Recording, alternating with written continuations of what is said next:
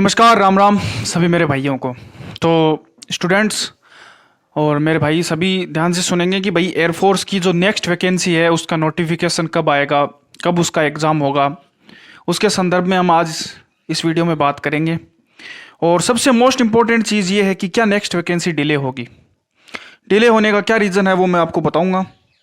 ठीक है, तो इस वीडियो में आपको बताएंगे कि कब उसका नोटिफिकेशन आ सकता है, कब उसकी एग्ज़ाम डेट आ सकती है और उसके बीच में क्या डीओबी रहेगी और साथ ही में उसके अंदर वैकेंसीज़ का क्या लफड़ा है।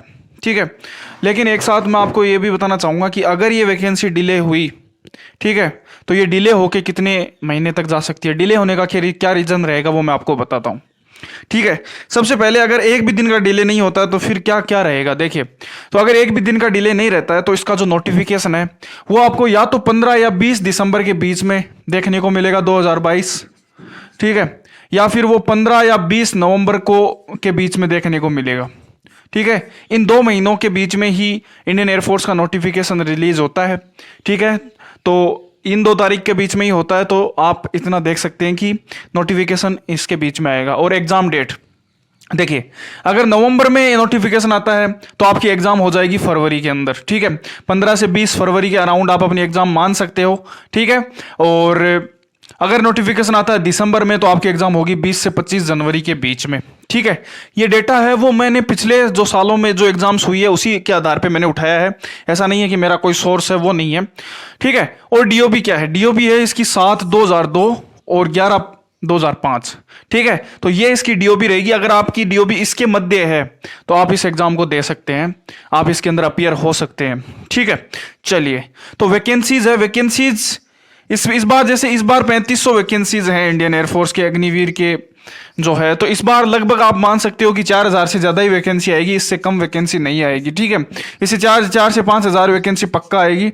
और वाई ग्रुप की वैकेंसीज भी आएगी, बिल्कुल भी आपको टेंशन नहीं लेनी है, वाई ग्रुप की वैकेंसीज भी 100% आएगी। लेकिन इस बार हो सकता है कि इसके अंदर गर्ल्स भी इन्वॉल्व हो। ठीक है, तो इस बार इसके इस नोटिफिकेशन में गर्ल्स को भी इन्वॉल्व किया जाएगा, तो आपको उस हिसाब से कंपटीशन को थोड़ा देखना पड़ेगा। ठीक है, तो चलिए, मैं ये क्यों बोल रहा हूँ कि ये वैकेंसी डिले हो सकती है। तो दोस्तों, आपको पता होगा कि जो एनरोलमेंट बैच है 2021 वाला जो एनरोलमेंट बैच है, और साथ ही में जो रिजल्ट है इंडियन एयरफोर्स का, जो रिजल्ट है वो भी आपको पता है कि कैंसिल किया गया था। ठीक है, तो उसका जो कोर्ट केस है उसकी आपको पता होगा कि उसकी हियरिंग हुई थी 25 तारीख को। ठीक है, उसकी हियरिंग 25 अगस्त को हुई थी। तो उस हियरिंग में क्या बताया गया कि उस हियरिंग के अंदर यह बताया गया है कि अगर इसकी जो नेक्स्ट डेट हमें मिली है वो मिली है 18 अक्टूबर। ठीक है, तो 18 अक्टूबर तक अगर इस केस का फाइनलाइजेशन नहीं होता है, फाइनलाइजेशन का मतलब कि इसके ऊपर दोनों पक्ष हैं, जिसमें एक पक्ष है वो सरकार है, एक पक्ष है वो एनरोलमेंट वाले बच्चे हैं। तो अगर ये दोनों पक्ष अगर राजी इस डेट को नहीं होते हैं या इस डेट को राजी हो जाते हैं तो ये केस खत्म हो जाएगा यहाँ पे, तब आपका एक दिन भी यहाँ पे डिले नहीं देखने को मिलेगा। लेकिन यहाँ पे ये फैसला लिया गया है कि अगर ये कोर्ट केस आगे और तारीख बढ़ी, ठीक है, अगर और तारीख बढ़ी तो मेरे हिसाब से जो आगे की जो तारीख होगी वो लगभग दिसंबर तक जाएगी, 20-25 दिसंबर तक। ठीक है, 20-25 दिसंबर तक जाएगी, या फिर जनवरी में भी इसकी डेट जा सकती है। ठीक है, तो उससे क्या होगा कि यहाँ पे ये कहा गया है कि अगर आगे की डेट्स हमें लेनी पड़ी तो हम भर्ती पे स्टे लगाएंगे। ठीक है, तो हम भर्ती पे स्टे लगाएंगे। लेकिन दोस्तों, मेरे को ये लगता है कि जो आगे की जो ये डेट आएगी तो स्टे इन 2 महीनों में स्टे नहीं लगेगा। ये जो तारीख आएगी 20 से 25 दिसंबर की, इस भर्ती पे स्टे लगेगा। लेकिन आपको पता है कि तब तक तो इस बैच की ज्वाइनिंग हो जाएगी।